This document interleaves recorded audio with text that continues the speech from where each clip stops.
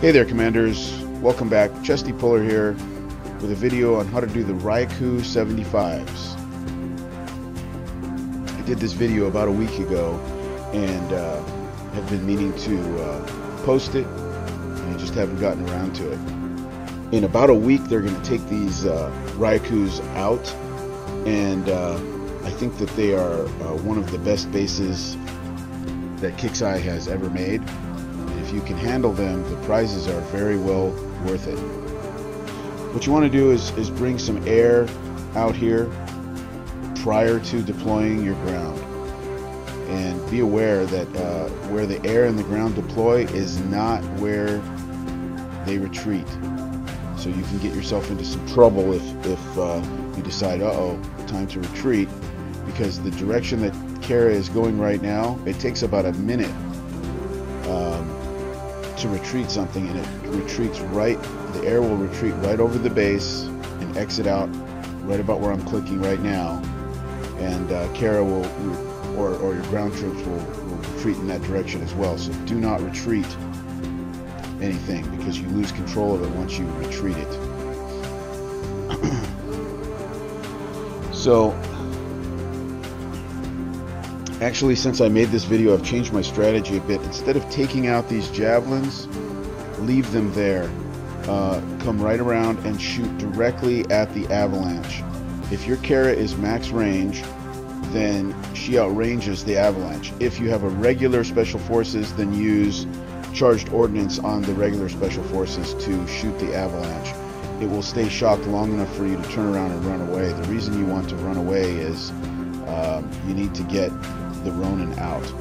The reason I leave the javelins now is because it gives me something to shoot at to keep the Ronin on its advance towards the wall. Sometimes he'll stop and turn around. I did get lucky in this video and he came all the way out, but what I should have done was left the javelins there.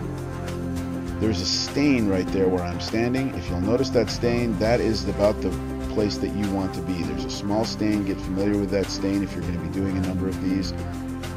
Here was another mistake I made. I ran away from the Scorcher. I should not have run away from the Scorcher. Now my strategy is to clear the javelins after I take care of the Ronin, and then I shoot something over here to grab the Scorcher's attention. Usually it's the remainder of the avalanche, and the avalanche falls quite quickly, and then the Scorcher, before he can get there, he gets shocked by me because I have charged ordnance on my operator, which is behind Kara. Kara is set up with a grenade launcher. It's not the M204, it's the new grenade launcher, and also the operator behind has charged ordnance on. That's pretty much it. That's all you need.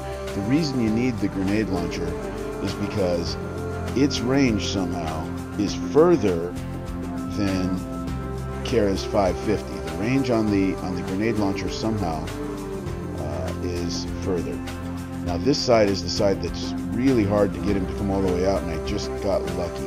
So normally it takes 2 or 3 tries to get him to come out, and every time you try, you're taking a chance of getting hit.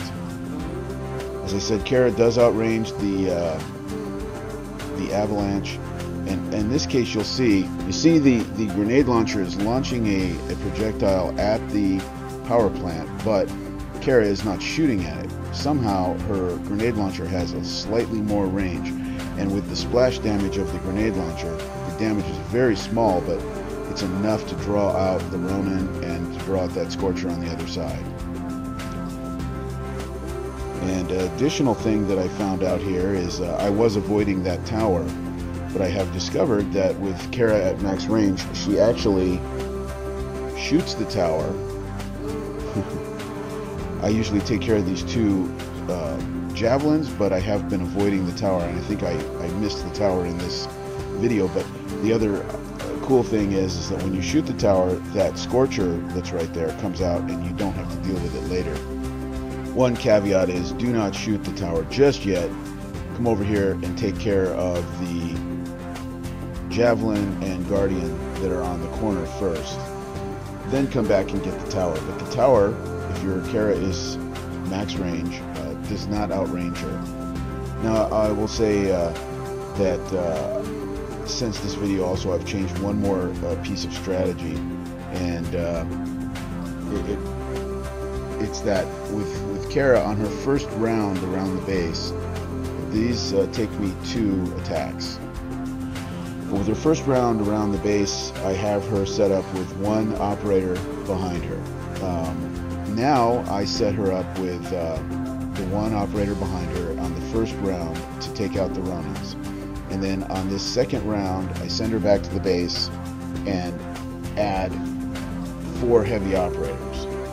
I can kill those Guardians much more quickly, and in many cases not take any damage when I have 4 heavy operators. And that's what I should have done right now. I am sending her back to the base now to show you that even with just the 1, we'll take a look at how much damage she took. It's just instant repair. So, but it's cool if you don't take any damage at all. So what I should have done is put 4 heavy operators in there, and I did not. And I'm just going to bring her back. I do take a little bit more damage here at the end of the video, but with my new strategy of putting 4 heavy operators in there on the second attack, it eliminates that. You do need a Corpus leader. I use a Corpus leader because he can be by himself with charged ordnance. And the reason I use a Corpus leader is because they shoot splash damage, and the splash damage will stop a Scorcher from coming out. If you'll see here, I stop at least 1 Scorcher with the splash damage. So I bring the Corpus guy in to create splash damage. He creates splash damage on both the shock splash damage on both the turrets and also on the Scorchers. And then the unit that takes the least amount of damage from the Guardians is the Preservers. So I try to get the Preserver in the corner there where she will take the damage. And then I get Kara in behind to help add to the firepower, and also I use Kara to, did you see I stopped that Scorcher from coming. Because Kara, the unit behind her, does also have the charged ordnance. And then Kara outranges all of these turrets, including the fire bomb in the back. We'll do the same thing over on this side. We're going to use the corner here on this one, and that will effectively stop the Scorcher from coming out.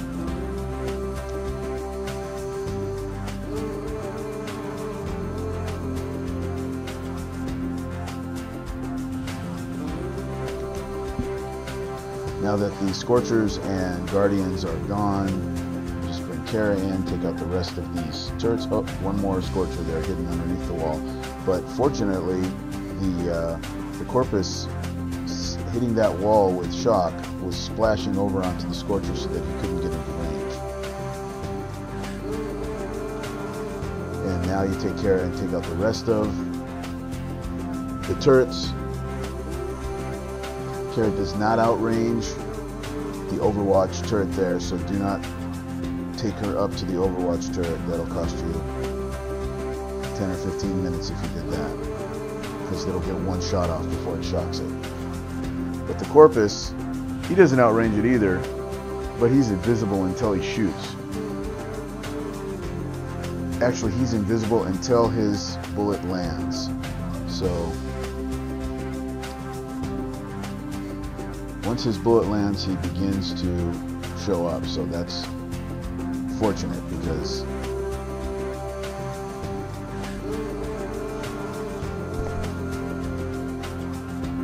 otherwise he'd get shot. Now, what I'm doing here is I have 1